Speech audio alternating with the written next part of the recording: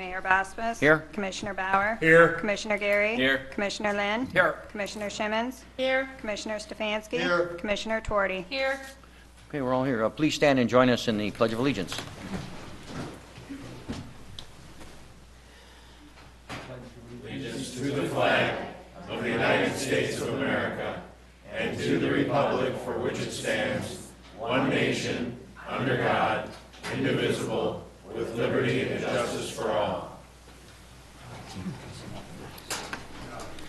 Thank you very much. We'd just like to ask people with cell phones if you would please put them on silence, or we'd appreciate it. Item number 1, 2014 police commendation presentations, and we have our police chief, John Riley, that will lead that endeavor. Thank you, Mayor.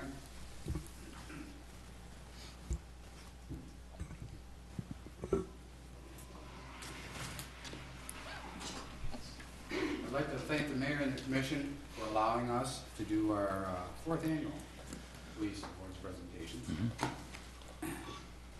Law enforcement is a very difficult job. It's a dangerous job. You want me to talk on the microphone? Just so the folks at home can hear you. Police officers are probably the most visible city service to the public. Sometimes good, sometimes bad. We know what we do. The public doesn't always know what our job entails. But there are certain instances that rise above normal duties and deserve recognition from officers' peers. We have a uniform committee comprised of officers of the department, and they make recommendations to my office on annual awards for activities that they did throughout the year. We not only do this for police officers, we also do this for civilians who, through reports, I find out about their activities, and they're also deserving of recognition. And I would like to start this year's awards by calling up Caitlin Rowe.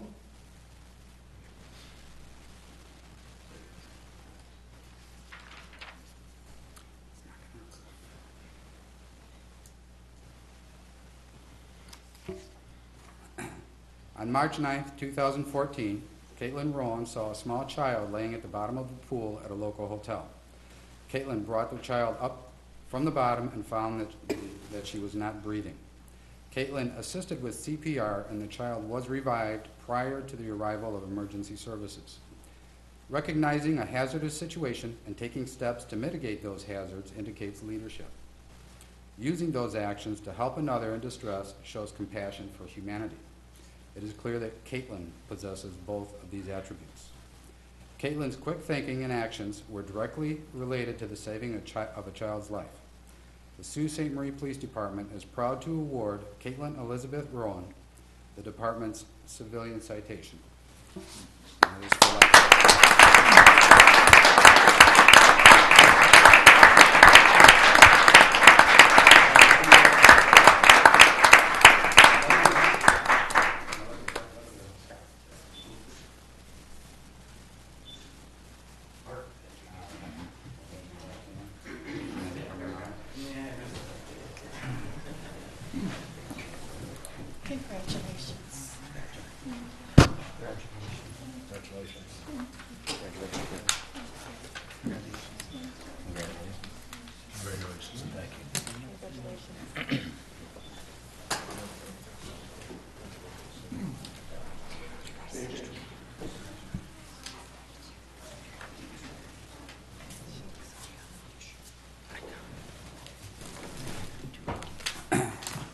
Our next presentation will be for the Sault Ste. Marie Detective Bureau, and the entire bureau is being represented by Detective Brad Lacrosse.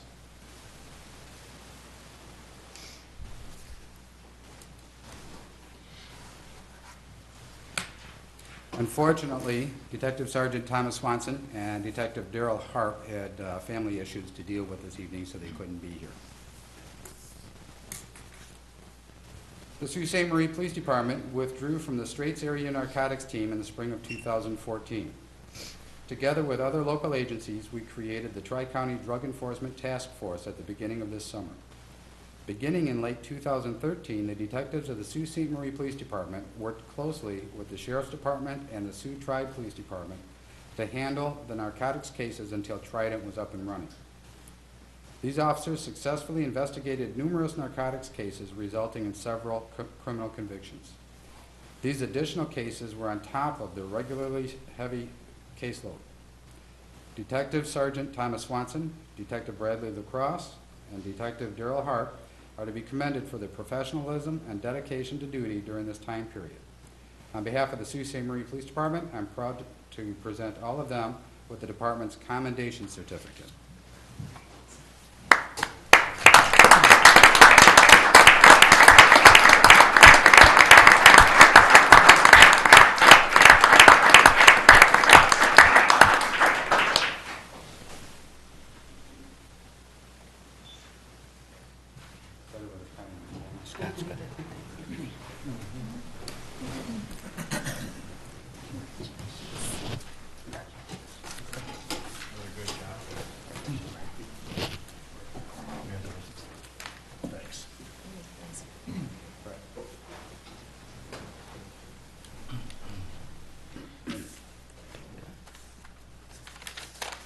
I'd like next to call up Sergeant Herb Henderson and Officer Philip Danae.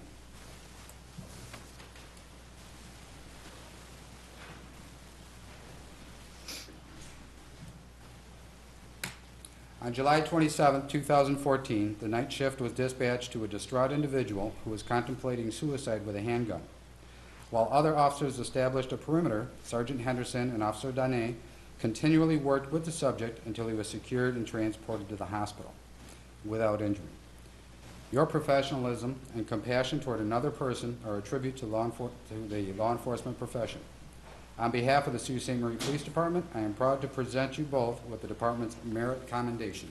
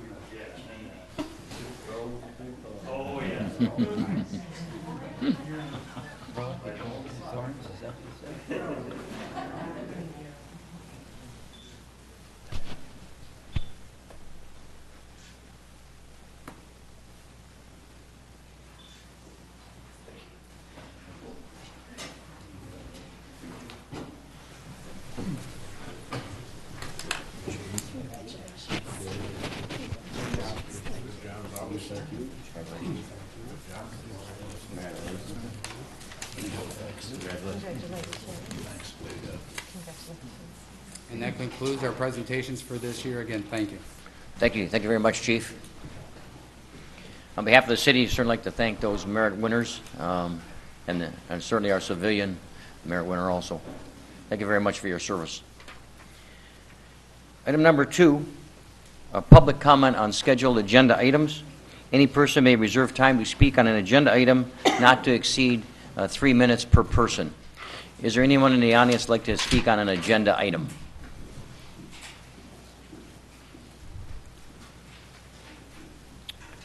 Okay, hearing none, we'll go to item number 3, the consent agenda. City Clerk. Under the consent agenda, A, minute approval. 1, approval of the minutes of the regular City Commission meeting of November 17th of 2014. Recommended action, approve the minutes of the regular City Commission meeting of November 17th, 2014. Item 2, acceptance of the minutes of the following boards and commissions. A, Sioux Housing Commission of October 23rd, and B, Zoning Board of Appeals of November 20th. Recommended action is accept the minutes of the various boards and commissions. Item B under the consent agenda is appointments and resignations. 1, appointment to the Superior District Library Board. Recommended action, appoint John Schaefer to the Superior District Library Board to fill the balance of a term to expire on December 31st, 2016. And item 2, appointment to the Zoning Board of Appeals. Recommended action, appoint Gary Dean to the Zoning Board of Appeals for a term to expire on June 1, 2016.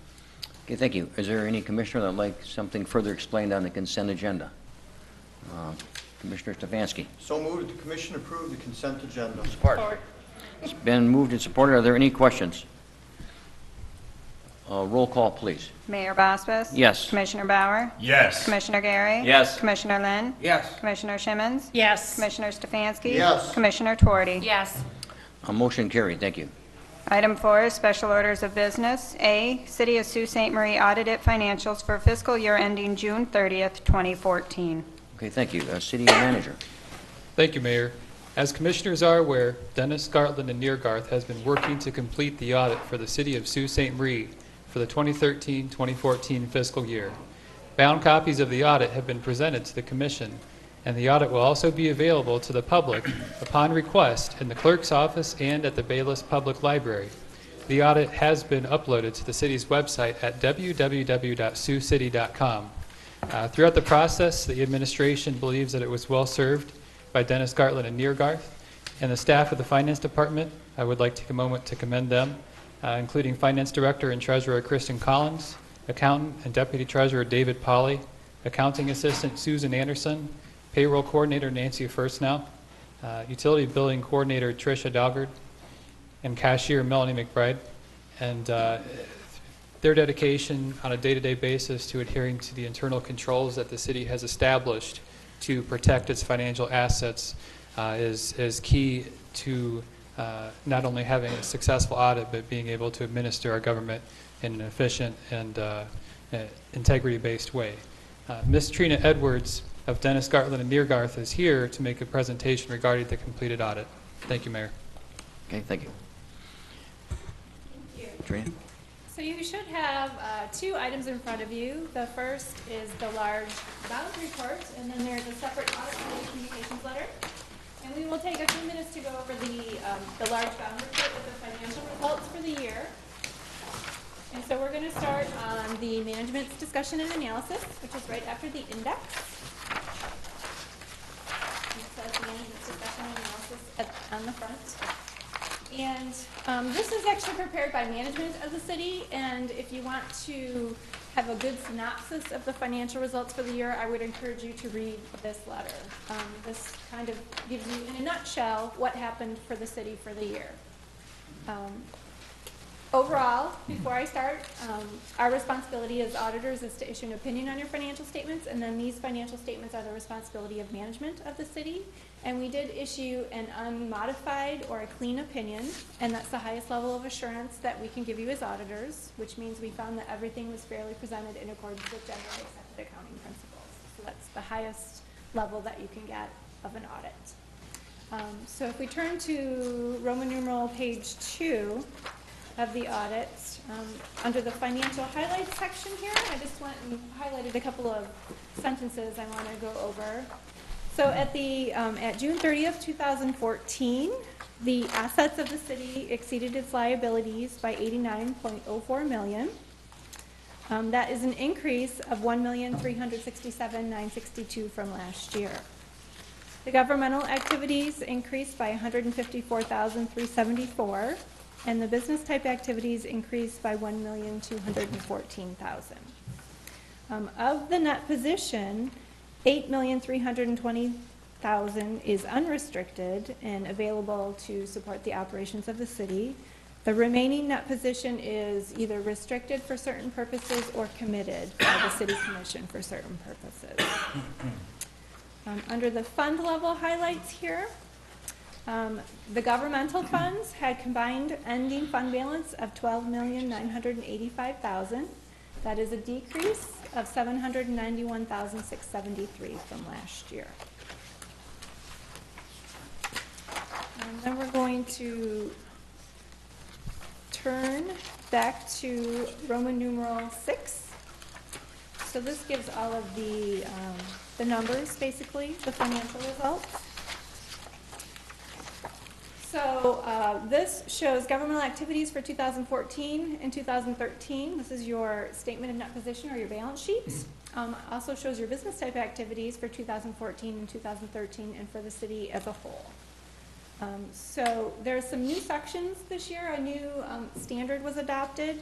So you'll see this deferred outflows of resources and deferred inflows of resources. And those are items that are typically deferred inflows are revenues that are not currently available, such as property taxes that don't become a lien until July 1st, and so they're deferred.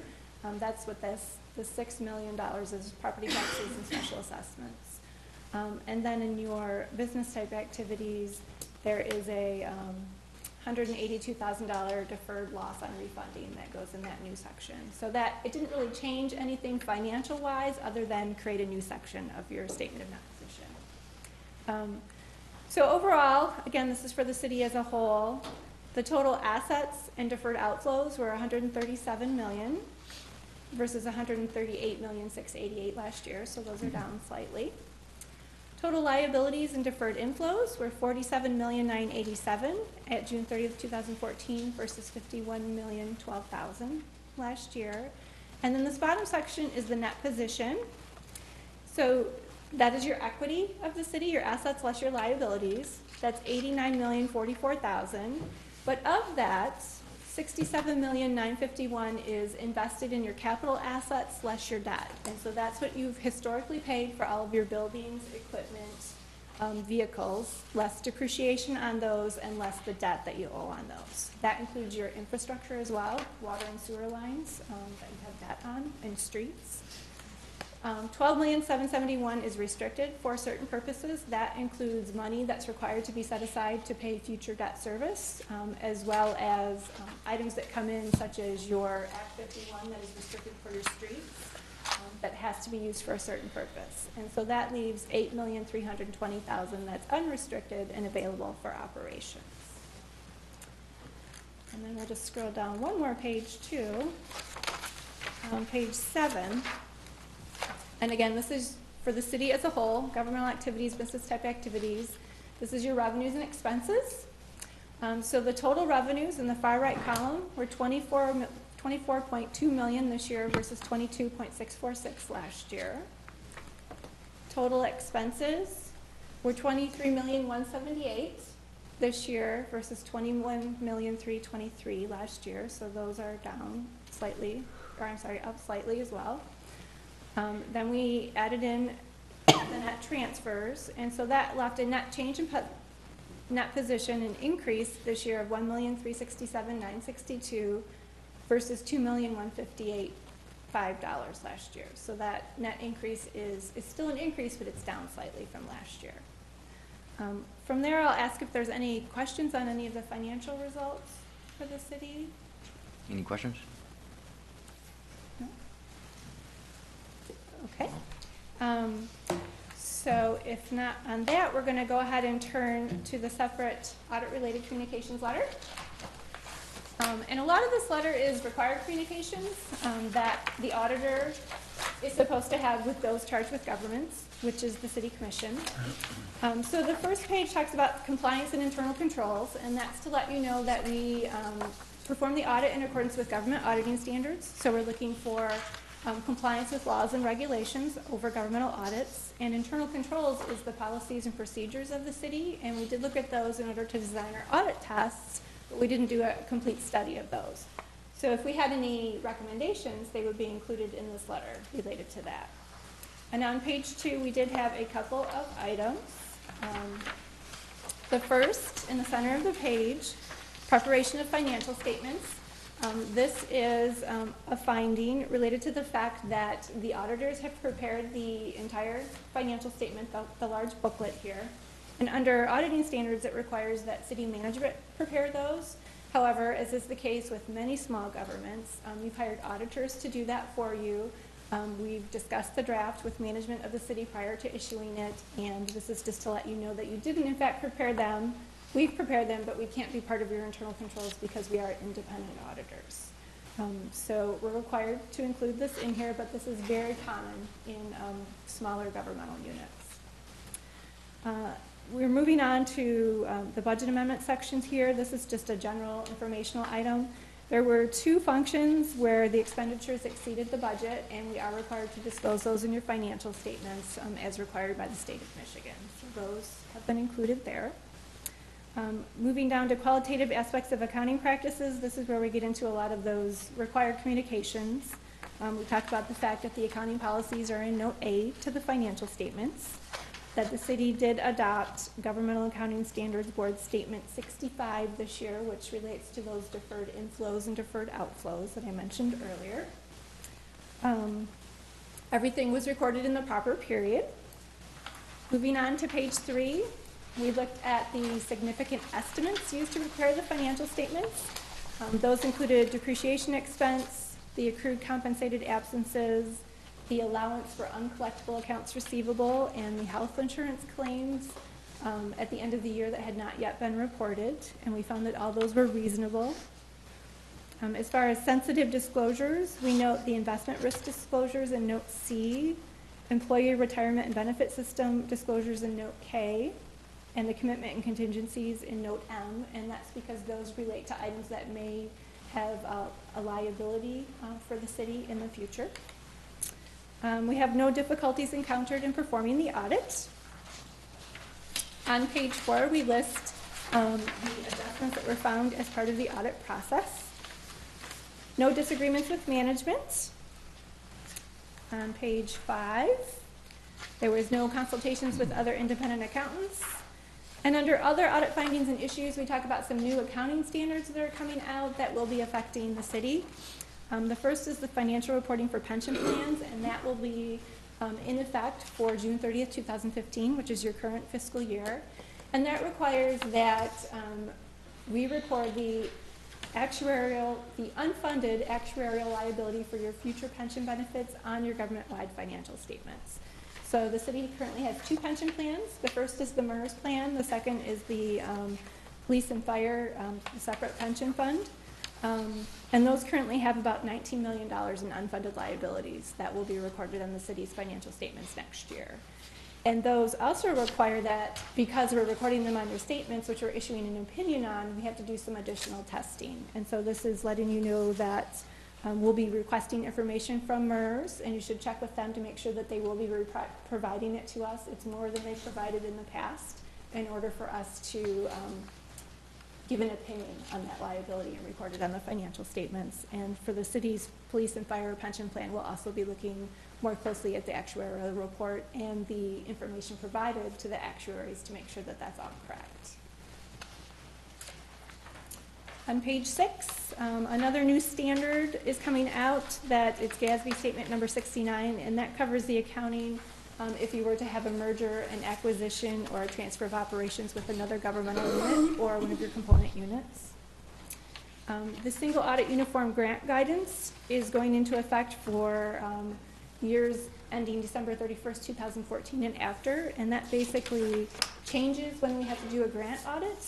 That used to be if you received over $500,000 in federal funds, and now they raised that to $750,000.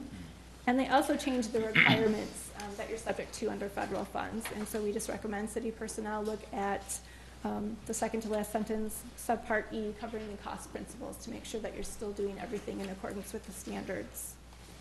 Then under other matters, we just note that there's some required supplementary information and supplementary information in the financial statements, including the pension funding progress as well as the municipal securities disclosures, and we did review that and look at the supporting information and found that it was reasonable in the circumstances.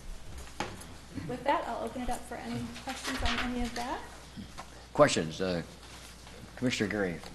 Do you have any idea, or does anybody have any idea what the impact of this financial reporting for pension plans is going to be on communities? Because we are not the only community that has unfunded pension obligations. No, you're not. And it could impact bond ratings, it could impact Absolutely. so much. That's the biggest thing we've heard, is that it probably will impact bond ratings. However, all of the governments in Michigan are in the same boat. So everyone's probably going to end up with large deficits, and they're not positioned. The city is actually sitting pretty well. The unfunded portion is $19 million, so you're currently, your net assets are at total $89 million. So you won't have negative net position. However, what we have heard is that it may affect bond ratings for governments. And that'll be both the pension funds together. They won't be looked at individually because one of them is less funded than the other. Yeah, they, So- yes. I mean, they'll be looked at individually, but they will be recorded as one line item on the financial statements. It's an unfunded liability. The total funded amount less the total liability will be recorded, and so the unfunded portion is what will affect your net position. Any other questions? Kathy, do you have a question? Commissioner Carney? Commissioner Lynn? It'll be the same question I ask every year. Mhm. Just two questions. Oh, the first one, you know what has nothing to do with the city, in a way, I suppose, what the federal unfunded liabilities are of our wonderful federal government. How many trillion? Do you know how many? I don't know, but. It's tens of trillions. And we're being affected, you know what I mean? Well, I ask this question every year, and pretend you're in high school. A, that's the top grade, that's what I got in school. And F, that's what Commissioner Gary got in high school. What would you grade our financial situation for the city of Sault Ste. Marie? I would say you're probably at a B+ or an A-. And the only reason I wouldn't give you an A is because some of your fund balances are probably a little low for cash flow wise. So your general fund meets your fund balance policy, and your water and sewer fund meets your policies. However, when we're looking at having a cushion, particularly in your general fund, when you're looking at property taxes coming in a certain portion of the year, it looks like they might be a little bit low, or you might be running into some cash flow issues. However, I can say in your water and sewer fund, last year your business type activities, you had negative unrestricted, and this year you're positive. So I can see that you are making strides to increase that, and I would encourage that. So we're in pretty good shape. Then. Yes. Thank you. Any other questions? Thank you very much. Thank We you. appreciate it. Christian, do you have anything? Okay. Thank you. You need a motion to accept? Yes, Commissioner Lynn. So move, we accept the report. Support. It's been moved, supported.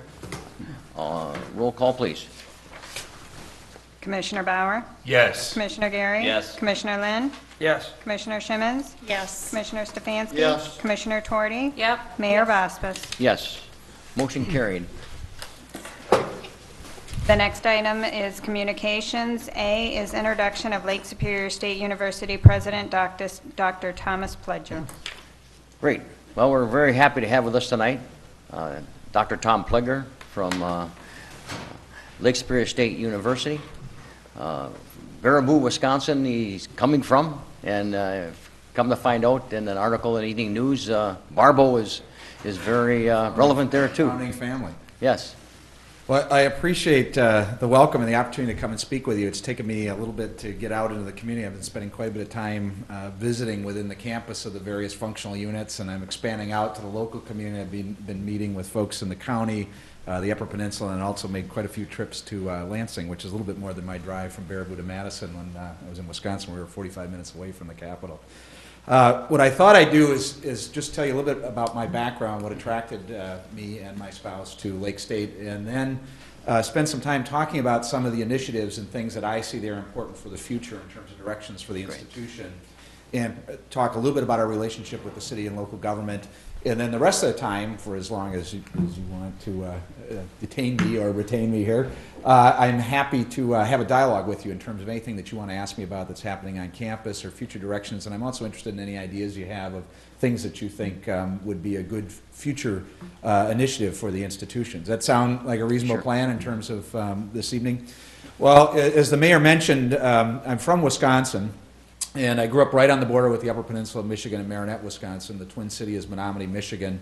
Marinette and Menominee have the oldest continuous interstate football rivalry in the country. They just played their 108th football game. And so for me, going across the bridge, similar to going across the bridge here, was traveling up to the UP, even though I lived a mile or two away. And I spent a fair amount of time in the Upper Peninsula growing up. My family visited the Sioux. I'm educated in the University of Wisconsin system. I'm an archaeologist by training, and my research when I was a professor was the archaeology of the Great Lakes and the use of prehistoric metals by native peoples in the Great Lakes, including the Upper Peninsula of Michigan, northern Wisconsin, Minnesota, a little bit into Illinois and Iowa. And I've worked in the University of Wisconsin system for about 20 years. Wisconsin has a unified system of 26 campuses with one board that oversees the entire university system. The campuses range in size from my hometown of 400 to the largest, the flagship campus is 43,000. And between the two of us, my wife and I have about 30 years in the University of Wisconsin system. What interested us in coming here is there's nothing quite like Lake Superior State University in Wisconsin. This is a unique set of resources in an unusual community and setting that has a lot going for it, that would make it very attractive to someone who's in higher ed, who's looking for opportunity and interest in helping an institution move in new directions and planning its future. In Wisconsin, with a unified board, the board makes all the decisions about what a campus degree can have, regardless of where it is, or what degrees it can have in the state, how large it can grow, what it can do.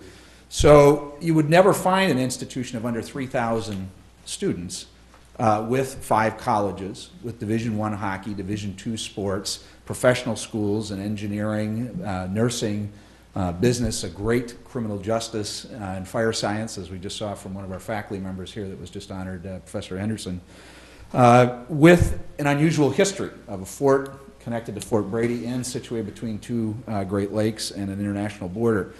And when I came here and interviewed, that combination made it very attractive, coupled with a faculty who are truly passionate about engaging students.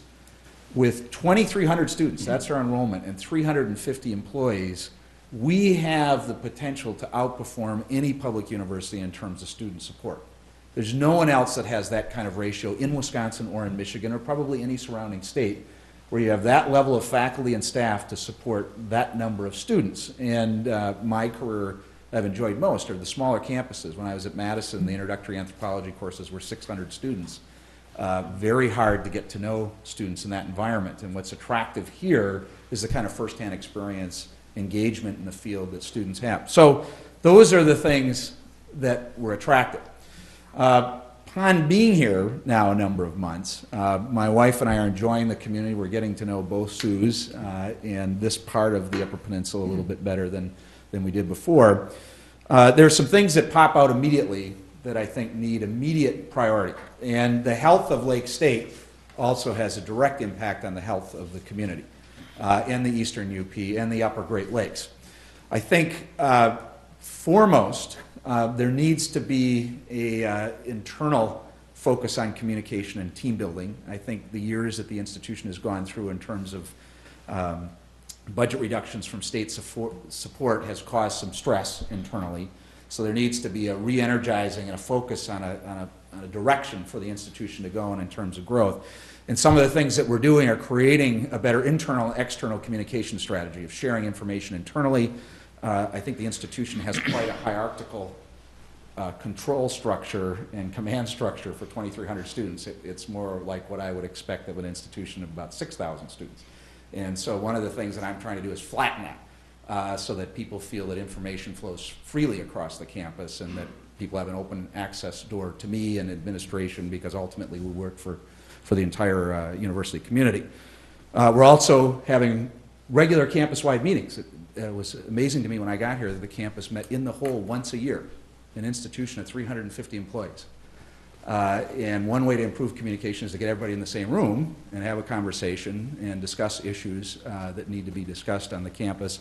So we're doing that. I think that's making some improvement. Externally, we want to ramp up our visibility and communicate more with our partners in the community, at the county level, at the state level, at the regional level, at the international level, with our partners across the river. And I'm interested in ideas of how you think we might be able to improve that. In terms of the institution's future directions, there are a couple of things that need to be done right away. The first is really growth. I think we have an infrastructure that is capable of supporting about 2,900 to 3,000 students. And we're at 2,300. The institution really needs to get to about 2,800 to be in a situation where I think it can plan for the future. Now, when I was listening to your budget projections, we're dealing with some of the similar things. We now have to show our unfunded debt liabilities related to pension plans, and we have half of our employees in the MIPSERS plan, which I'm learning about, and half in TIA-CREF, and these things have an impact on our ability to plan for the future.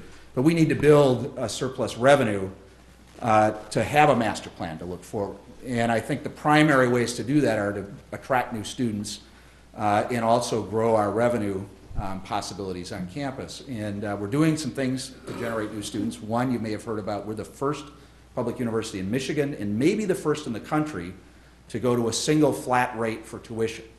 That gained news across the country. We extended that tuition rate to all of North America.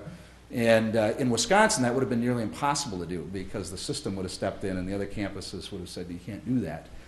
But here, the local board and the community, the campus saw that there's value in that, and we're billing it as a value to attract talent to the region. For every student that comes in, there's about a $45,000 economic impact to the community. So every new student, regardless of where they come from, has the potential to diversify our student body, bring new revenue to the campus, new talent, and potentially people who are going to stay in the region. So that's one way to attract new folks. And we have a number of programs that have national attention. Our criminal justice, law enforcement, fire science, fisheries. I've learned that we produce about 65% of the current employed fishery science people in Michigan came out of Lake State, and about 40% in the Great Lakes. So that's an area that we can attract nationally and internationally to bring people to campus. The second area that we need to make significant strides in is a focus on non-traditional students. The campus opened in 1946 almost exclusively for non-traditional students. It was opened under the GI Bill to serve veterans, and the first classes were almost all non-traditional folks. Today we're at 4%. 4% of the student body is over 21. Well, I should say over mid-20s. In Wisconsin, the state a few years ago fell behind Minnesota in degree attainment and per capita income. And if you're from Wisconsin, we always compared ourselves to Minnesota. So if Wisconsin fell behind Minnesota in anything, that was big concern. The state studied how many people, how many adults in Wisconsin have some college credit but no degree. 750,000 people in the state of Wisconsin a decade ago had some college credit but didn't have a degree. So the state's response was to immediately design curriculum and methods to attract and bring adults back to the university setting to go to college and obtain a degree. It drove up college attainment in Wisconsin and drove up per capita income somewhat. Need to do a lot more. I think there's a tremendous opportunity here. As I travel around the community in the Eastern UP, I run into adults who said, I started college, I'd like to go back to college, but what they need is a more flexible format, evening courses, maybe even courses on weekend, some more online courses. And I think those two initiatives have the potential to grow our enrollment fairly quickly if we can pour the resources and support into those two directions immediately, which is what we're doing. We also have some interest in upgrading our facilities. You should hear shortly about where we are with South Hall. We went out to bid in October and didn't receive bids on some component of the project, some components others that were way overbid. We've rebid that. Even after re-engineering, we're still about $1.4 million above what the initial project was, but the board has approved going ahead, so we're going to hopefully break ground on that project this spring. We're moving forward as a top priority, our project over here on the waterfront, the Cloverland facility, formerly known as the Aquatic Research Lab, now rebranded as the Center for Freshwater Research and Education, CFRE.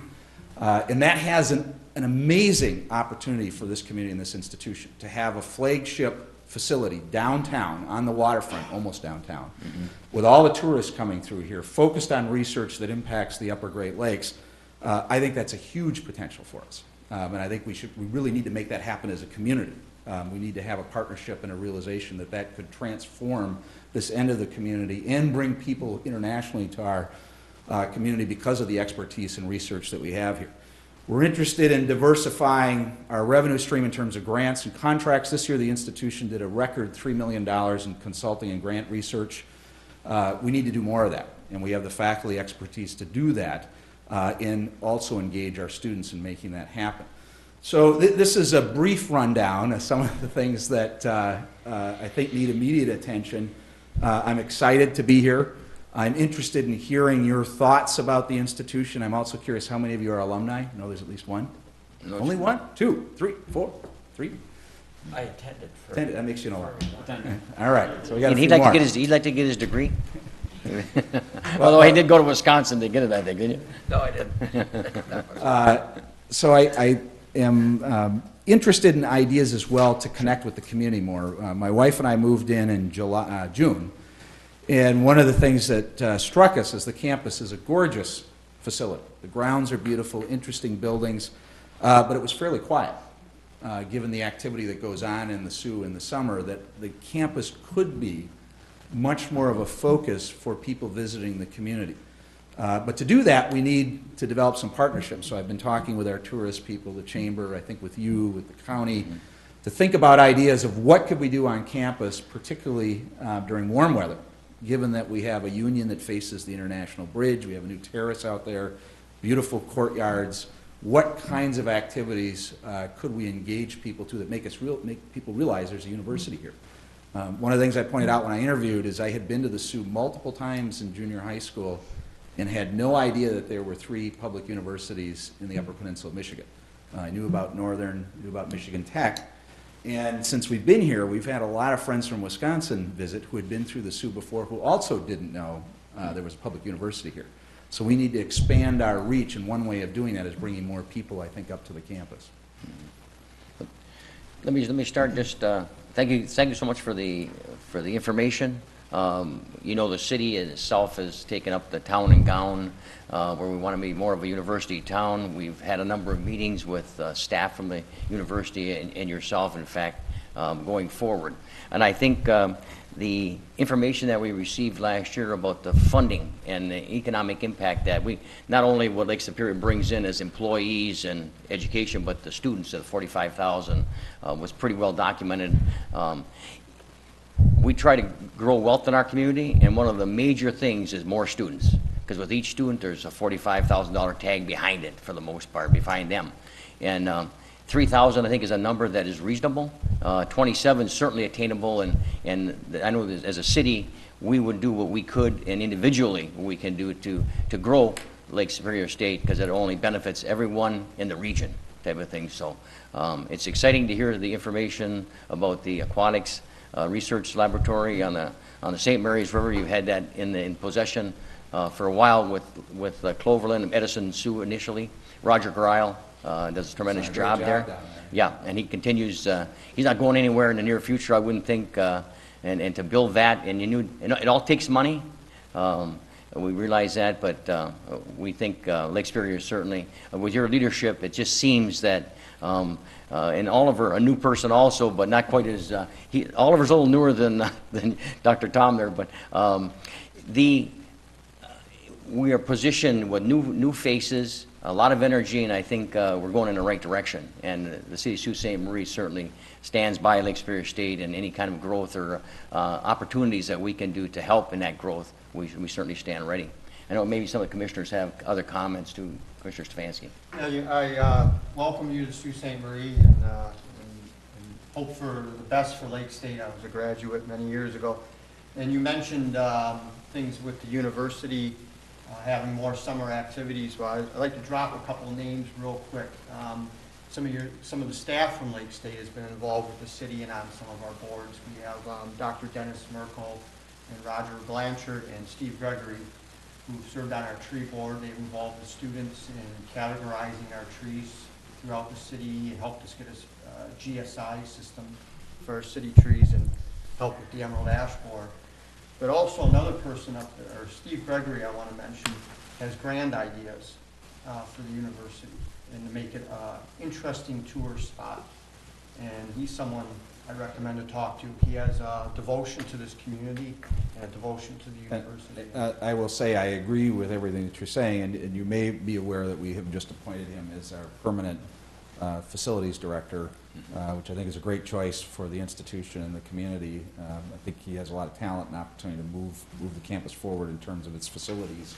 And I think he's done a lot from what I've heard from a few years ago in terms of the campus appearances, so I appreciate that. And glad to see the banners along Easter Day. I always thought that's And something. the flag at underneath the American flag, Yes, huge we have flag. It's a we have great an idea. LSSU flag that flies intermittently beneath the American flag. That was quite a bit of work to get that idea going because it's a cell tower, and the flags take quite a beating. In fact, the LSSU flag has to be slightly smaller than the American flag, and we're going through a couple of those. So it's not up right now because we just ordered a new one. Okay. But it's amazing the amount of wind. But since we put that up, the amount of traffic and the notice that people have paid attention to our visibility, and we expect to do a lot more billboard marketing. I think it's important both for visibility but also for making people realize what degree programs we have. And then also our web and social media presence. We're going through a complete web redesign on campus. And curious, how many of you are on some form of social media? Right? How many of you are friends of any of the campus social media sites? I encourage you to do that, and would also encourage you to come and visit me on campus and set up a time to talk one-on-one. I'd appreciate the opportunity to engage you one-on-one and hear more about your ideas. So thanks. We wandered a little bit there on your answer. Yeah. Appreciate it. Anyone else? Commissioner Bauer. As far as growing the student population, and I hear what you're saying about the non-traditional students, just thinking while you're talking that with less than, or with about 4% of non-traditional students would put the number at Lake State right now at a little less than 100. If you want to attain 2,900 students, then if you're doing that through non-traditional students alone, which I know you wouldn't be, you're talking about growth of about 600% in non-traditional students. A couple of questions that I have in that regard, and a couple of comments. Number one is, when you're talking about that kind of growth, are you talking specifically of full-time non-traditional students, or are you talking about things like continuing education and the part-time enrollment, people pursuing their masters one chunk at a time, and things like that? Good, excellent questions. First, the growth of, let's say we pick a target of 27 to 2,900, I think needs to be new out-of-state students, a greater capture rate of our existing capture rate of the surrounding high schools, and then a greater regional reach, so that people in northeast Wisconsin, for example, think about Lake State as an option. And with our tuition plateau now, our tuition the same, whether you're in Wisconsin or Michigan, we are much more attractive. We were not competitive at all at our out-of-state rate. And now I think we are. The people who consider coming here. Also, we've seen some uptick in our Division II athletic programs because we're starting now with a tuition rate that's more affordable. The D1 students in hockey get some form of athletic scholarship. The D2 do not. They get only academic scholarship. So it has to be a combination. And to answer your question, part-time, full-time, undergraduate, and graduate. We are working right now to revive an MBA program that we want to offer here, but also at our regional centers. The three regional centers that really have grown or have significant populations are Escanaba, our partnership with Bay Denot College there, Iron Mountain, and Petoskey, the community college there.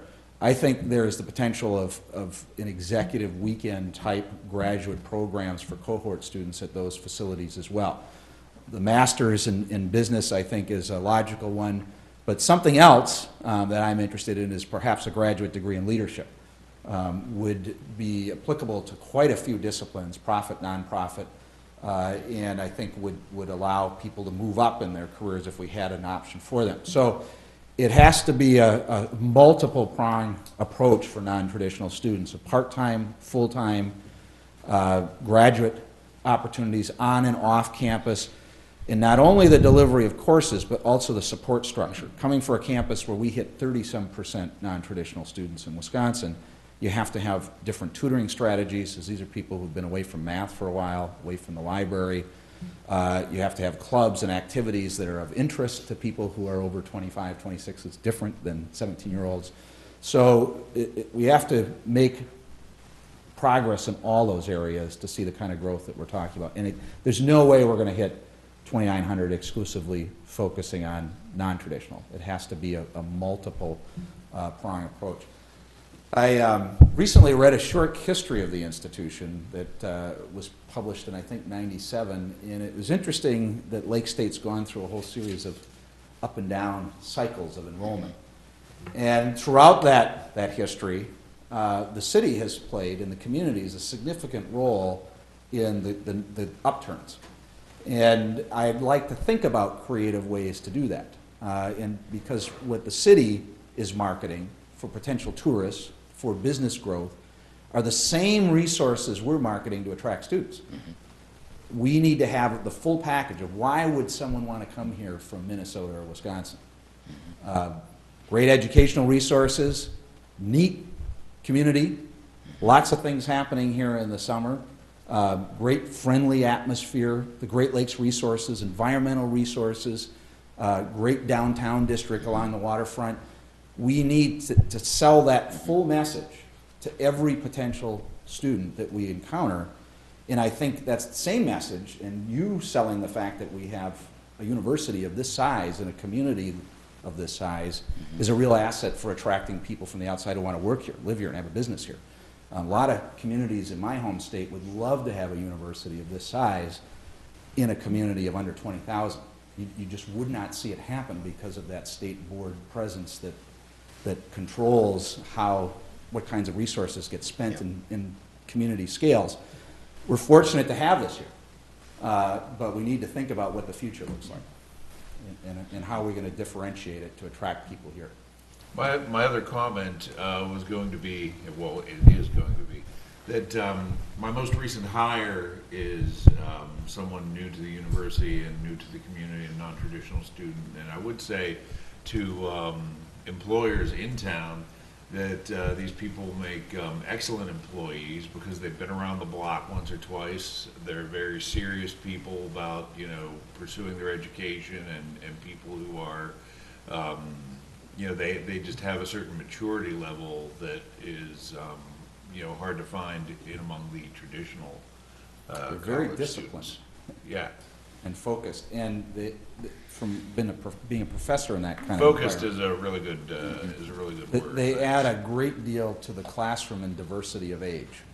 You know, there's lots of types of diversity you want to have on a university. Diversity of age is one with life experience, because 17-year-olds get to see what's the real world like, and what people have an experience to bring in. So I wanted to comment on one of your other points of continuing ed. That's an area we need to make significant improvements on. There's great opportunity there. Every place I've been in Wisconsin, continuing education enriches the community, but also generates revenue and strong relationships and recruitment opportunities for the university. And I think there's lots of potential there. Excellent. Commissioner Tuardi? Thank you. Just one comment. I guess two comments. One comment is, I think that when you're talking about trying to get students to start really looking at Lake Superior State University, we need to start looking at them before their senior year. I think that there needs to be more of a marketing campaign that starts getting these kids, even at freshmen, maybe even in middle school, and creating relationships, not just through summer camps, but creating different programs and opportunities for the children to really interact up at Lake State all throughout the school year, so that they can really see the benefit of what you have to offer up there. To be honest, I didn't know that you had an engineering program, and so, which is really sad that I live here my whole life. We were the first in the country to Wow. offer robotics with an engineering undergraduate And didn't know degree. that. I knew you had a great robotics program, but I didn't know how widespread the engineering program was, I guess. I really appreciate the opportunity that you allow dual enrollment, because my son Ethan, who's a senior this year, he's doing Calc 2 up there right now, and then we'll do Calc 3 in the spring. So having that opportunity to get those AP classes and get the college credit under his belt before he graduates is great. But I really think you got to start marketing those kids and really getting them to see the benefit of what you have to offer at a younger age. I could not agree more, and I think continuing ed is one way to do that. Another area that we've ramping up our focus immediately is on our charter schools. We have 19 to 20 charter schools across lower Michigan, over 9,000 students that we have a relationship with. That's a tremendous potential to bring students here, and we're doing that. But this year, for the first time, we wrote every one of those students that was here on campus a letter saying, come on back. Yeah, If you're thinking about sure. college, we would be interested in talking with you. Simple, but I think most universities would love to have 9,000 K-12 students spread across the state to interact with, and bringing them up here. I just got to tell you one quick story. One of the things I heard about one of those students this summer, some of our schools are in Detroit. One is inner city Detroit. We had a group of students here that were at the fishery lab, and this was a junior high student who said to one of our students that he had never seen a fish in the wild in his life, in the Great Lakes State, and had never been to the UP.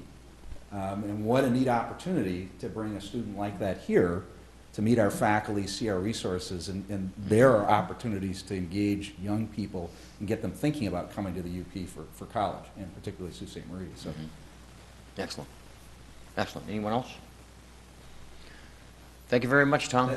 Thank you. And again, I encourage you, please reach out and contact me. I appreciate commentary, advice, thoughts. I'm happy to talk with you if you want to call me on the phone or set up a time to come and visit on campus or have me come down and meet with you at your business, your place of work. I'd be happy to do that. So, thank you very much. Okay, thank you. Thanks. And you're welcome back here anytime. All right, I'd like to Yeah. figure out a regular interval to come back. Yeah. It's agreeable to you. Does that sound good? Excellent, sure. Thanks. Thank you. Okay, item number 6 is the city manager's report. Item A under the city manager's report would provide authorization for the execution of representation agreement between the city of Sault Ste. Marie and Marcus and Millichap Real Estate Investment Services for the listing of the Sault Ste. Marie Golf Course and Club. On July 21st, 2014, the City Commission approved a management and lease agreement that was entered into between the City of Sault Ste. Marie and the Sault Ste. Marie Country Club. As commissioners are aware, this lease agreement, the term of which runs from January 1st, 2014 through December 31st, 2015, provides that the city will pay $25,000 to the Sault Ste. Marie Country Club during the 2014 and 2015 calendar years. Section 3.3 of the agreement further provides that the Sault Ste. Marie Country Club will work with the city to sell the combined assets of both parties. As the Commission is additionally aware, the combined assets of both parties were originally to be listed for $1,770,000 for the real property and $170,000 for certain equipment. Any sale of the combined assets to a third party would require approval by both parties. And in the event the agreement was to expire without the sale of the property, an additional agreement would need to be negotiated for subsequent years between both parties. On Tuesday, September 23rd, one sealed proposal was received from Marcus and Millichap Real Estate Investment Services for commercial real estate broker services that would be required to list the combined assets of both parties for sale. Marcus and Millichap is based out of Tampa, Florida, and is a national company with broker experience in golf and resort properties. The company has had success in selling various golf courses throughout the state of Michigan. Subsequently, a meeting was held on Thursday, October 23rd, with various individuals from the city, representatives from the Sault Ste. Marie Country Club, and Mr. Raymond Demby of Marcus and Millichap. During that meeting, Marcus and Millichap made a firm recommendation that the combined assets be listed for not more than $1.1 million. As a result, it should be noted that if a full list price offer is made by another party on the assets at $1.1 million, the allocation of how the net proceeds from the sale would be distributed would need to be readjusted for the Sault Ste. Marie Country Club to cover its existing debt of $375,000. Right now, the percentage split is 68% city, 32% country club. Since the above referenced meeting, Mr. Demby of Marcus and Millichap has obtained additional information regarding the possible listing of these assets, and in a meeting on November 12th, 2014, myself, Assistant City Manager Troyer, and Mr. Jamie Davison from the Sault Ste. Marie Country Club met to discuss this issue. Mr. Davison indicated he would not oppose a listing of the properties for sale, with the recognition that if a full list price offer is made, that the city would be willing to renegotiate how the sale proceeds would be distributed, and with the recognition that if a offer that is less than the full list price is received, the parties would need to meet to negotiate how the proceeds would be distributed if the sale was amenable to both parties. Accordingly, I am recommending that the City Commission take the two following actions connected to the subject matter. First, that it authorize the City Manager to execute the included representation agreement with Marcus and Millichap Real Estate Investment Services, and secondly, that it affirm that the City would be willing to renegotiate how the net proceeds of the sale of the assets of both parties would be distributed in the event a full list price offer at $1.1 million is received in a manner that provides enough money to the Sault Ste. Marie Country Club to cover its debt not to exceed the amount it owes on December 1st, 2014. Okay, thank you. Members of the committee, I think we're Commissioner Shimmons and Commissioner Fancy. You have any comments? I don't have any. There are two recommendations in discussion with the city attorney. The second one should be taken first, and the first one should be taken second, so just reverse order. Okay. I have a comment. Sure, Commissioner Shimmons. I have concern about changing that percentage based on the fact that it's going to be changed to allow the country club to pay off its debt. However, their debt was something that they negotiated with a bank, had nothing to do with the city whatsoever, nor did the city have anything to do with the banks permitting interest-only payments. So I believe that it is not in the best interest of the citizens of this community to have to take it on the foot, so to speak, and receive a smaller percent of proceeds because of business decisions made by others.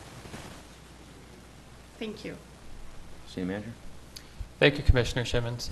The one reason that we're bringing forth a recommendation in regards to the full listing price is that, according to the city attorney, if a full list price offer was received, we would be required to sell it if an offer was received at the full list price. I understand those sentiments, and certainly that's something we considered coming into this. I think that based on its existing debt level, if the full list price offer was received, I think that it may not be as severe of a readjustment of the percentages based on the existing debt if a full list price offer of $1.1 million was received. So it may not move so much from 32% up higher. However, without having that kind of offer, it's hard to say for sure what would happen. I would defer to our city attorney in case he'd like to offer any more information in that regard.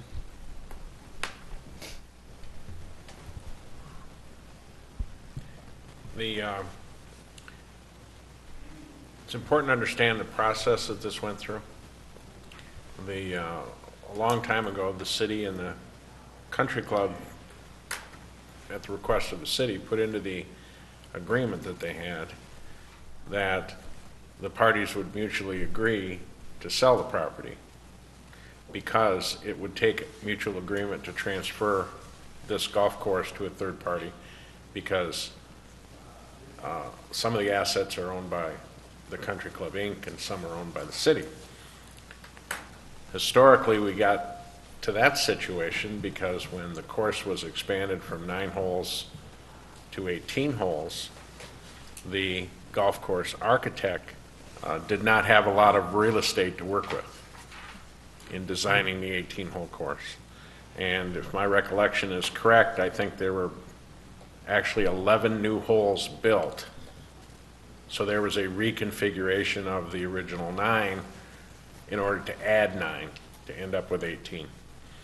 In order to find the real estate for that, because the city did not own any other real estate at that time in the adjacent, the country club owned real estate, and they agreed that the footprint could encroach on their real estate.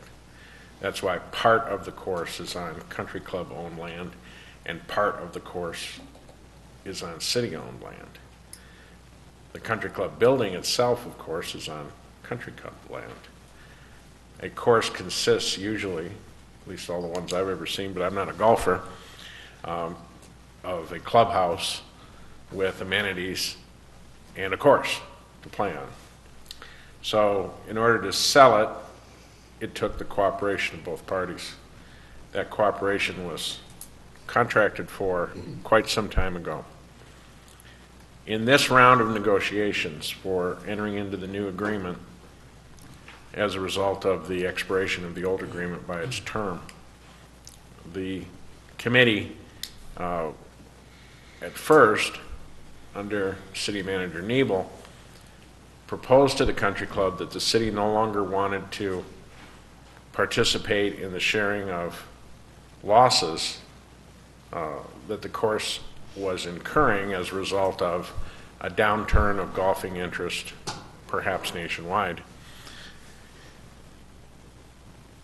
The country club instead believed that, like any other recreation in the city that the city supports, the golf course should be no exception, and that the city should continue to pay its share of losses. We originally brought to the commission, the committee originally brought to the commission, basically an impasse, where the committee failed to negotiate an agreement with the country club where the city would no longer contribute to the losses.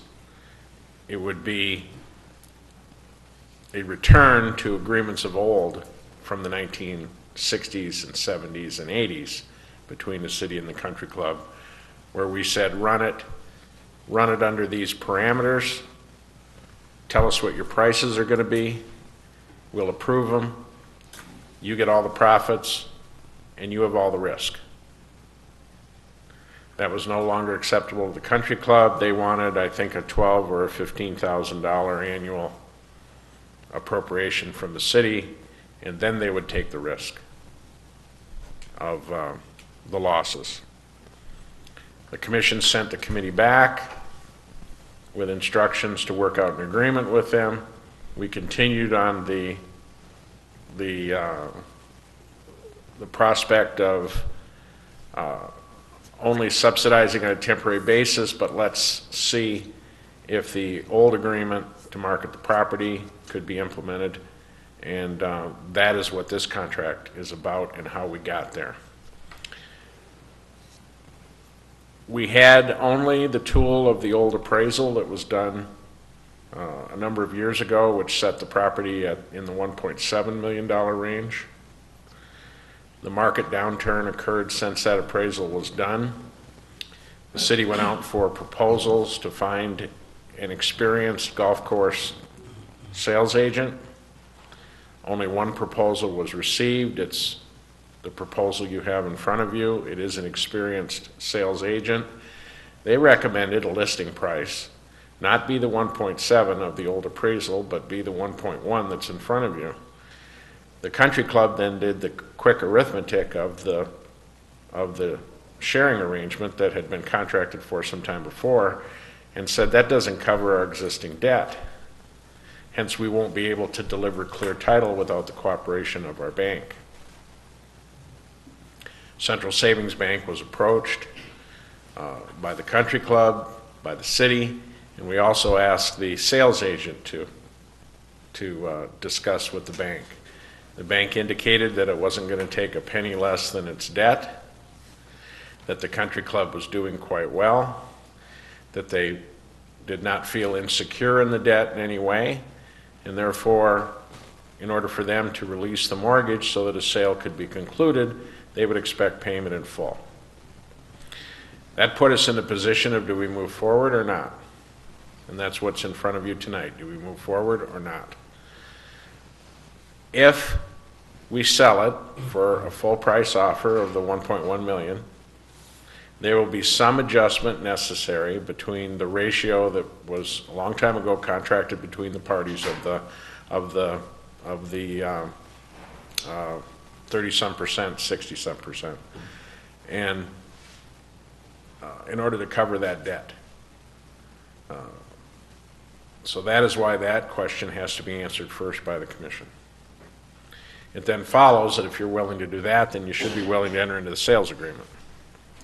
But you should not enter into the sales agreement if you're not going to agree to make an accommodation in the allocation of the net sale proceeds. If we receive a less than full price offer, then the parties are just going to have to negotiate something different, and the bank will need to be involved, and parties will have to decide where they're going with this situation. As it stands right now, the country club's under a short-term contract with the city, and as it stands right now, the city's under a short-term contract with the country club. And without the cooperation of both parties, there's no golf course operating inside the city. So if you have any questions, I'll answer them. Commissioner Gary? I'm not going to open up the discussion that we had previously when we were discussing the contract, but I think we understood that 1.1 million actually is a little bit higher than I thought we were going to look at. But I would argue that we are participating in the losses of the country club operation with the $25,000 a year stipend to cover it, and I know that it's something of an insulation of what could be the worst problem. But we're giving them $25,000. We're giving them absolutely no oversight. We're throwing in the money. There's no limitation on the debt, as Commissioner Shimmons had said. And I too have a little bit of an issue with their debt level and the city taxpayer being the only one to share in that burden. I think if we have an offer on the table, regardless of what the offer is, if it's less, then we both take a lesser amount to the table. And I worked in banking for a long time, and the bank is not going to stand tall and say this is it or not if they have an opportunity to do a short sale or get their money out of it. I can't say that definitively, but certainly some recovery is better than none.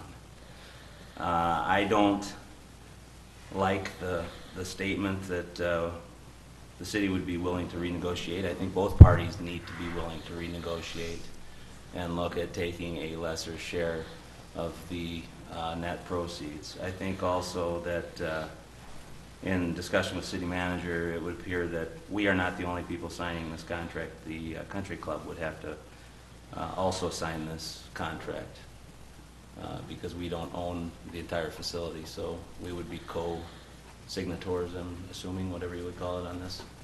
Yes, it has two sellers. Okay. But as structured, I'm not supportive of it because I think that we both have to participate in the lesser proceeds. So is there, at this point then, we wouldn't go forward without a recommendation. I would think we may want to think about sending it back for some additional wording. That would include both parties willing to negotiate. And $1.1 million for the course, I'd be astonished if it got, I'm not going to say what the number could be because I have no idea, but it's not going to be, I wouldn't think it would generate, Newberry Country Club sold for $400,000 roughly, 475 maybe, 375. Person with a lot of money bought it and put a new clubhouse on it, and I'm not sure they broke even this year, but is willing maybe to do what they're doing. But we certainly aren't going to get 1.1, so there's going to be renegotiating of percentages. That's just the way it's going to be, I think, if we even get someone stepping forward. Commissioner Lynn? Yeah, I'd be shocked if we got 1.1 million. I have a question for Commissioner Gary. I'm not trying to put you on the spot. When was the last time that you worked in a bank? Did you work in a bank? Yeah. How long ago was it? 12 years. Let me tell you, since I'm on a bank board, things have changed with banks. I understand that. It's I'm still in called the the same Frank industry, Dodd Act. though. Right. And before we do anything, reducing any price, we got to clear that through the Fed in Minneapolis. And they are SOBs, okay? So you just can't say, hey, the bank can drop the price. It doesn't work that way. Commissioner Bauer? I was just going to say that I'm not in real estate, but when was the last time anybody here has heard of anybody getting the full list price on a real estate deal? Because that never happens. At least it doesn't seem like it ever happens. This is in Naples, Florida. Mm-hmm. But I would think if maybe we just want to change some of the wording, is that something that we're looking at, Commissioner Shimmons? I think that we need to, the taxpayer shouldn't be taking it on the chin. The taxpayer had nothing to do with those loans. They had nothing to do with the terms of those loans. And it's like it's all fun and games until you have to pay it back. And that's where we're at. It's not up to the taxpayer to pay for the country club's debt. Commissioner Tory? Thank you. I just have a question. Isn't the group that owns the country club, isn't that a corporation? They're not a not-for-profit, correct? So they have money? There is no profit. No. I don't mean just the golf course, but they belong to a corporation that is within a group of golf What is that? They're not a 501c3. country clubs, right? No. It's a freestanding Michigan corporation, How many country clubs do they have? just the one in the Sioux. Oh, I thought they were part of a larger corporation. No, they may belong to some trade associations, but it's just a Michigan corporation here in the Sioux with one single asset being the country club building, portion of the grounds surrounding it, Okay. which contain some of the playing surfaces and parking areas associated with the city's owned real estate. Okay. I agree with Pat, though. Commissioner Stefanski? I agree with what Commissioner Gary and Commissioner Shimmons have remarked, and I would make a motion that we rewrite this and so that that we're not covering that debt of the country club, and that the city gets what it fairly deserves out of it, the percentage of the sale. Fair and just. The only thing I would point out is, Thank you. you're not going to be proceeding to try and sell the property in this important preseason to the golf season. The ability to negotiate this is not within the control of the country club itself, and therefore you'd be sending us back to attempt to negotiate with the bank, which we've already tried to do. So I don't see us making any progress in that area. Commissioner Shimmons? The bank made some irresponsible decisions with respect to the loan and how it was structured. And again, it is not the taxpayer's responsibility. The vast majority of people who live in the city of Sault Ste. Marie have probably never even stepped foot on that golf course. And now you want them to pay for the debt? It doesn't strike me as fair. None of it sounds fair.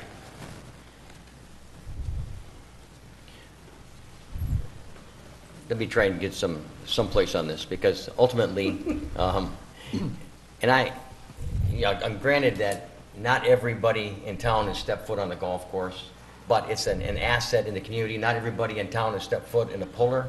Not everybody in town has used Annie Osborne Campground or the boat launches. So to put it in that context, and I don't know that the bank made a bad deal. I personally would not say that. The bank that did the deal might have cared enough for the community to make sure that this asset continued through the tough times. And you're absolutely correct, Your Honor. And I think it's more important to look at the assets that we have and what Sault Ste. Marie, as you heard the president of the university, this is a unique community, and we have a lot of good things going, and sometimes you don't see it in front of you until it's gone. And ultimately, and I may be a little biased because I play golf, I live near the golf course. It's an asset that I wanted to be near because I felt it was important for my children, for my grandchildren. It's not, let alone hockey is good. But I think all those things round out what you are in the UP.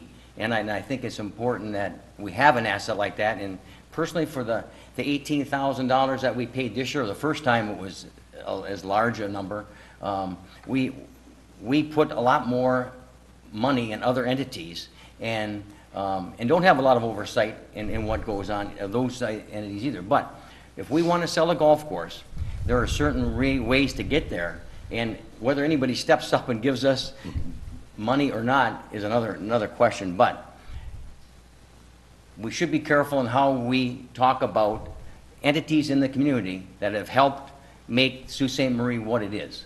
And that's what I'm saying. But we have an impasse at this point because we don't want to share, and I don't know what the profits are and what the losses are.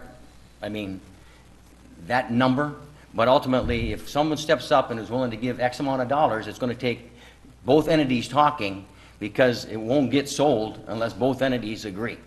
Is that not fair? That's true. City Attorney? I think the last year, the city's share of the losses, I think, was 18,000. 18,000. So that answers your question about what the losses were. That was a one-year amount, 18,000. But Our but to current sell the agreement property, is a $15,000 a year subsidy for the next 2 years. I think it's 25. 25. 25? Yeah. To sell the property, it takes the agreement of both parties, Both and a And full a third price. party, and the third party sits out there as holding the paper on the one party, right? Correct.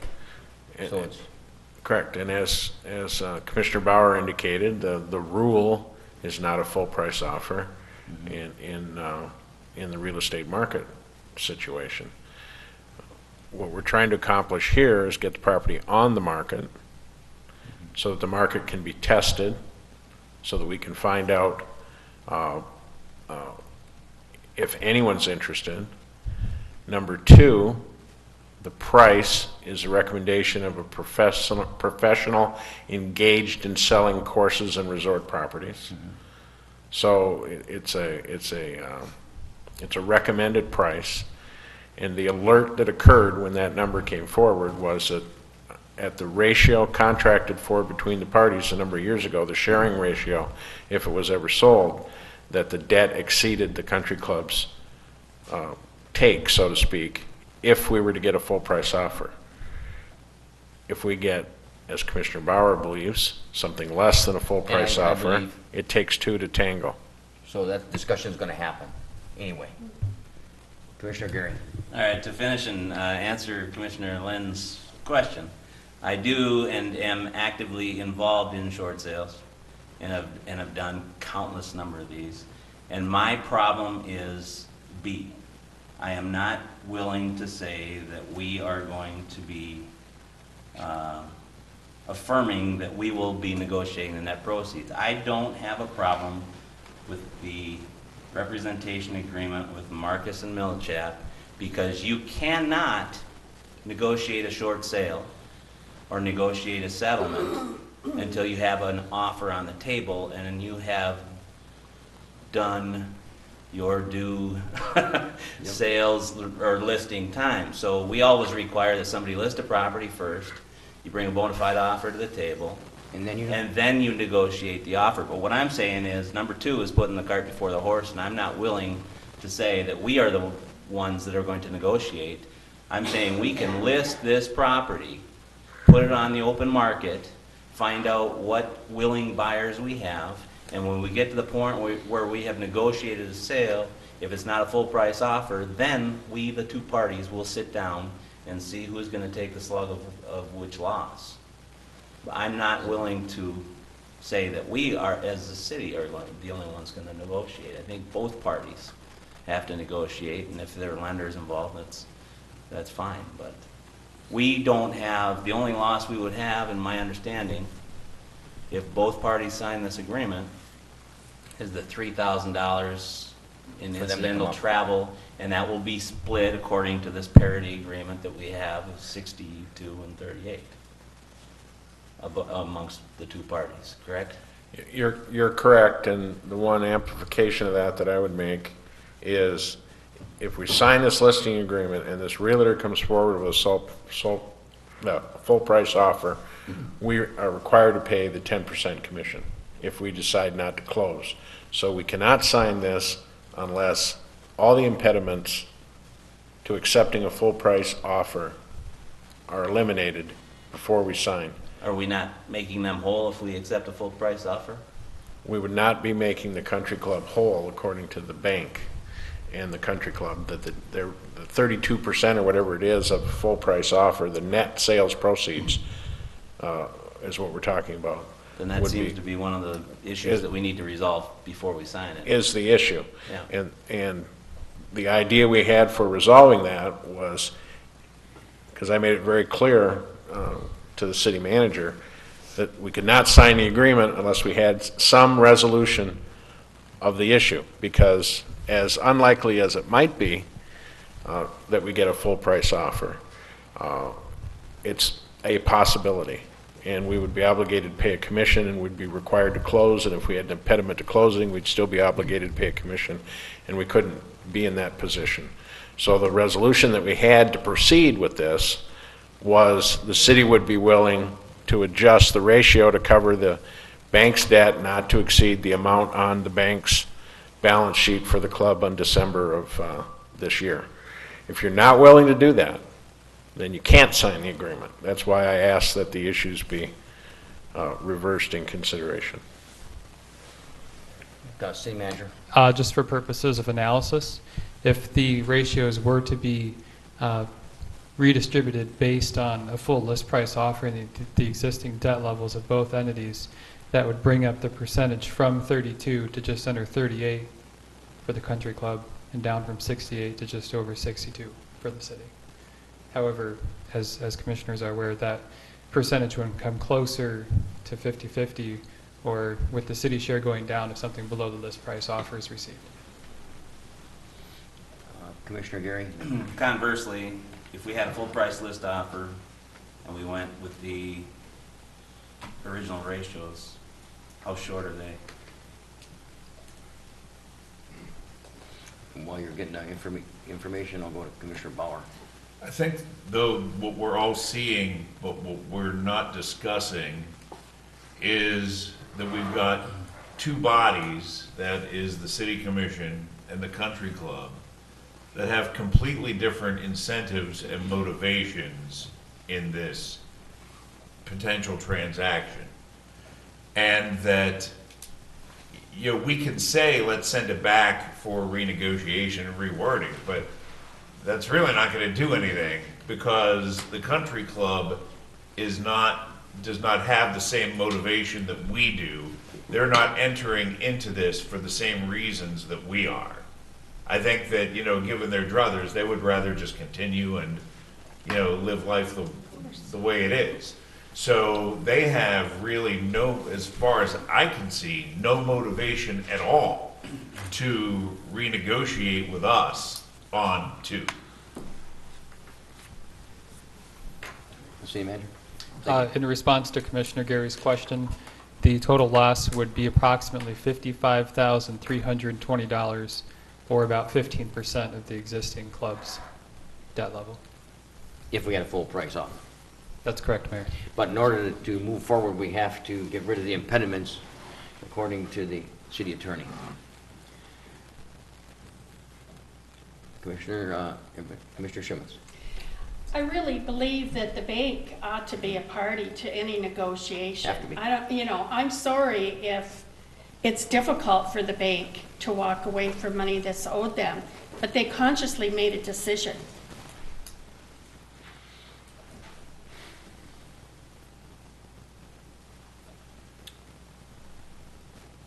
Okay, folks, so where are we at?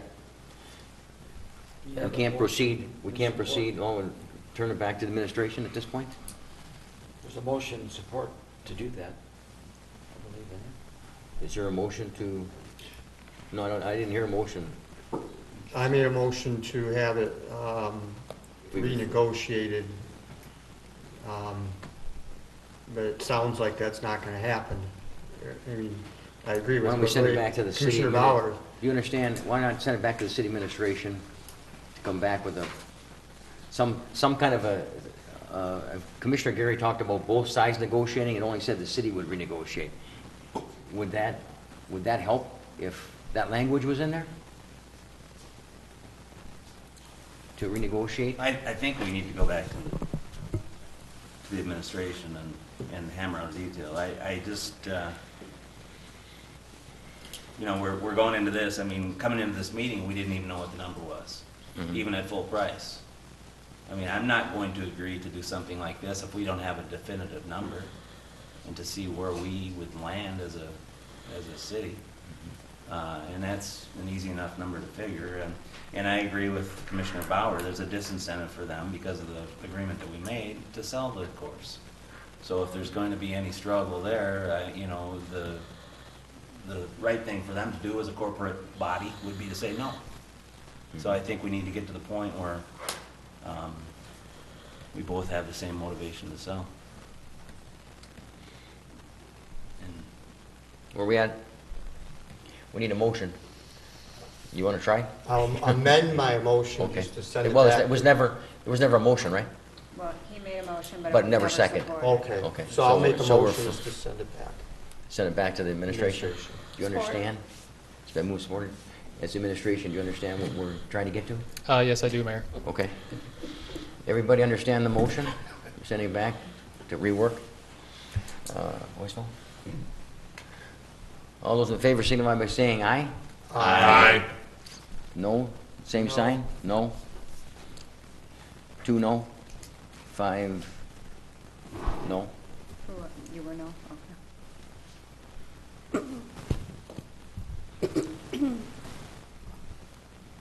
Okay. On to the next item. Item B, under the city manager's report, would provide approval for a collective bargaining agreement between the city of Sault Ste. Marie and the police patrol unit. As commissioners are aware, city administration and the police patrol bargaining unit have successfully negotiated the collective bargaining agreement with an effective date of July 1st, 2014 and an expiration date of June 30th, 2017. Significant provisions contained within the new agreement as compared to the last agreement include a 1.75% wage increase effective July 1st, 2014, a 1.75% wage increase effective July 1st, 2015, and the inclusion of a 1.75% wage increase effective July 1st, 2016. The new agreement also includes the inclusion of language that reflects the health care expenditure thresholds recently established by the City Commission that will apply to the 2015 calendar and medical plan year, and includes additional language within Section 4.5 of the agreement regarding promotions that will preclude the city from hiring from outside of the department to fill a vacant position to which an officer could be promoted. Finally, it includes a provision that increases the boot allowance provided to officers by $50 from $100 to $150 per annum. The administration would like to express its sincere appreciation and gratitude to the employees of the city for their continued professionalism and integrity throughout their collective bargaining process and throughout their daily service to the community. Accordingly, I am recommending that the City Commission approve the collective bargaining agreement negotiated between the City of Sault Ste. Marie and the Police Officers Labor Council, Sault Ste. Marie Police Patrol Unit, as presented and as negotiated by both parties. Okay, thank you. Commissioner Bauer? So moved, the city manager's recommendation that we agree to sign the contract, or we agree to the collective bargaining agreement negotiated between the city and the Police Officers Labor Council, Sault Ste. Marie Police Patrol Unit. Support. It's been moved, supported. Are there any questions? Roll call, please. Commissioner Lynn? Yes. Commissioner Simmons? Yes. Commissioner Stefanski? Yes. Commissioner Torty? Yes. Mayor Boswell? Yes. Commissioner Bauer? Yes. Commissioner Gary? Yes. Motion carried. Thank you. Thank you, Mayor. That concludes the city manager's report. Okay, thank you. Item number 7, matters presented by the public. Is there anyone in the audience like to make a comment at this time? Hearing none, we'll go to item number 8, matters presented by the City Commission. Commissioner Stefanski. Yes, I had a resident contact me about the Augusta Hersley plaque in the Pocket Park. It hasn't been updated in several years, if not 5 years, on the fund, where the money has gone in the community.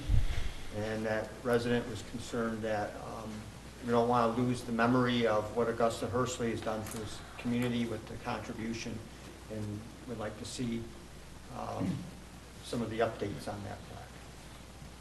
What Pocket Park, do you know? The one by the bridge. By the bridge? Can certainly look into that, Commissioner Stefanski. Thank you. Commissioner Bauer. Yeah, I wanted to bring up the fact that the Light Up the Sioux campaign will be starting once again, and that the Tower of History will be open beginning on Friday the 19th. TV 9 and 10 will be in town. as part of their Festival Fridays, will be bringing a lot of publicity to the town. I would invite everyone to, to light up for the Christmas holiday. I'd like to thank Linda Hoth for being such a big part of bringing TV 9 and 10 into town. She's always doing so much for the CVB and for the further advancement of Sault Ste. Marie in general. And be looking for the mailers explaining everything. Last year, it was our first year, we did 222 people up in the tower, so hopefully this year will be even better. Excellent. December 19th? December 19th is the first day. Last year it ran, or we tried to run it through January 6th, but this year that'll be closing on New Year's Eve. So if you don't get up there by New Year's Eve, forget it. Okay. Is there any special stuff going on 19th when you start lighting it up, or is it at this point? Off the top of my head, I can't think of anything. Okay. Other than the fact that, yeah, it'll just be the debut and Okay. Excellent. Anyone else? Commissioner Tuardi. Thank you. Just a quick thing. I just wanted to thank everyone who participated in Small Business Saturday. I think it's really important that small businesses have their own day, just like Black Friday and Cyber Monday. So it's perfect that it's sandwiched between the two. And so to everybody that came out and supported their local small businesses, thank you very much. Very good. Thank you. Commissioner Lynn. Move to adjourn. Support. It's been moved, supported. All those in favor signify by saying aye. Aye. Opposed, same sign. We are adjourned. Thank you very much.